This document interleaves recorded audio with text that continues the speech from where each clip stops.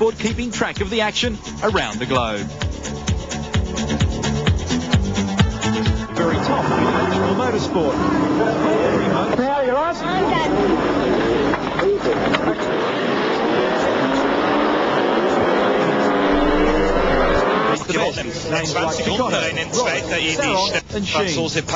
Pioneered Kawasaki's works racing efforts and received the praise of the big guns.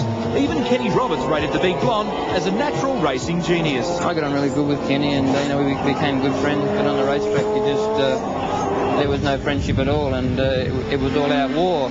And I beat him a couple of times over there on the old 750 Kawasaki, and that was the main reason, I guess, why he started saying good things about me. 12 years ago in 1975, when Hansford joined Team Kawasaki after doing the usual motocross apprenticeship, he was already red hot.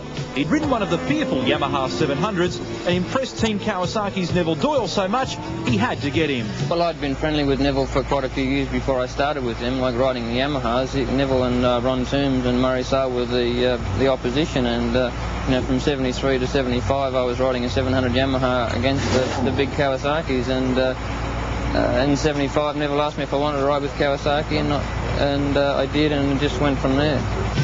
By the end of the 70s and early in the 80s, Hansford was a major sporting personality in Europe and Japan. Even locally, the spotlight was beginning to highlight his achievements. G'day, Greg. Roger Clemson, how are you? Fine, thanks. How are you? As a matter of fact, on that camera right now, we are on national television, would you believe? And Greg Hansford, this is your life. I don't believe it. It's a fact.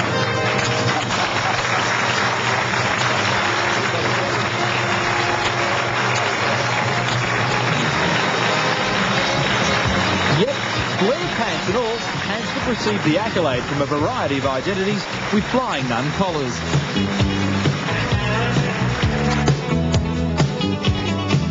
Winning and success continued. In fact, his win ratio was unbelievable. I think the most successful year we had would have been 1977 or 76, when we had, I think 64 races for the whole year, and I won 57 of them. So, that made everybody really happy.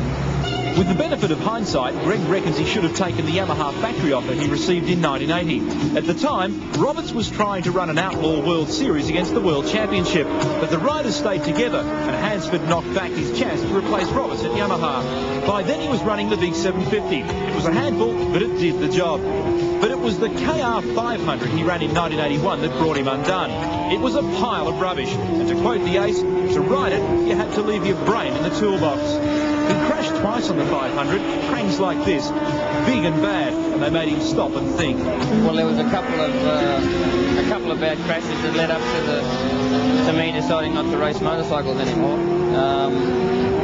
And before we go any further, the thing that really made me not want to ride a motorcycle was not wanting to live in Europe. I didn't want to go back there and live there for 8 months of the year, otherwise I probably still would be riding a motorcycle. But the last race I did was the Belgian Grand Prix, when we had a bit of a malfunction with the brakes on the bike, and I crashed at the end of the main straight up the top of the mountain on the Spa circuit. But 4 weeks prior to that, I'd crashed at Imola, the first race of the year, at like 170 miles an hour, I think it was, and I'd broke a bone in my knee, which wasn't a big problem, but the doctors told me that it was all right, and I went for a walk on it, and the bone shifted, so I had to have an operation. Did you miss it all? Because it was a long time before you got into car racing. Yeah, sure.